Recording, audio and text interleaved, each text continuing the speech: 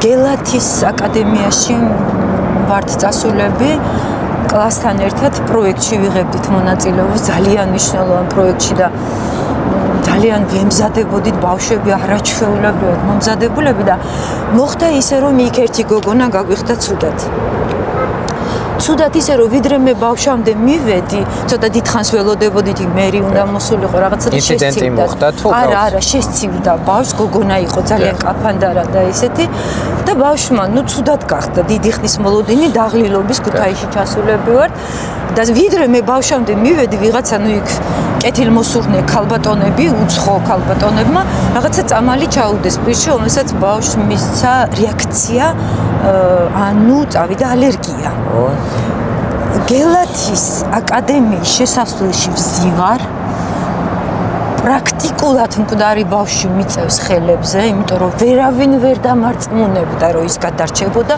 მანამდე მანიშნა, რომ ვიგუდებიო. წამოვიდა, ეთყობა, შოკური მდგომარეობა ჰქონდა და შეშუპება. ხო დგას აქ გელათის ტაძარი, აქ აკადემია და აი ესე აღმართე ხელები ხაც კი მაკანკალებს, რომ ღმერთო მიშველეთ დექსამეტა ზონის სწრაფად მეთქი და სად უნდა მეგვეშოვა დექსამ, აი როგორ ფიქრობთ, საიდან გაჩნდა ჩვენთან დექსამეტა ზონი. გელათში მიმდინარეობს ჯვრის წერა და მეჯვარე იქ ისეთი ამბავი დაიწყო ყველა მოძღვარმა ჯვრის წერა გააჩერა რომ ბავშვი გდება და მე ვზივარ და მიწევს ეს ბავშვი ხელებს. მეჯვარე ყოფილა თურმე ალერგიული და ჯიბით დაატარებს დექსამეტაზონს. ამ გოგონამ, ეხლა მეჯვარე ხო იცით როგორ არის გამობრანჯული, ფეხშველა გამორბის და ჩემი თხოვნა აი ამ ტაძრის ეზოში ზუსტად 5 წუთში ბავშვს უკეთებენ დექსამეტაზონს. აი დღემდე დაუჯერებელია ჩვენთვის ეს ყველაფერი. როგორ აგიხსნათ არ ვიცი. ბავშვი, რა თქმა უნდა 5-10 წუთში უკვე გადარჩა და იყო კარგი.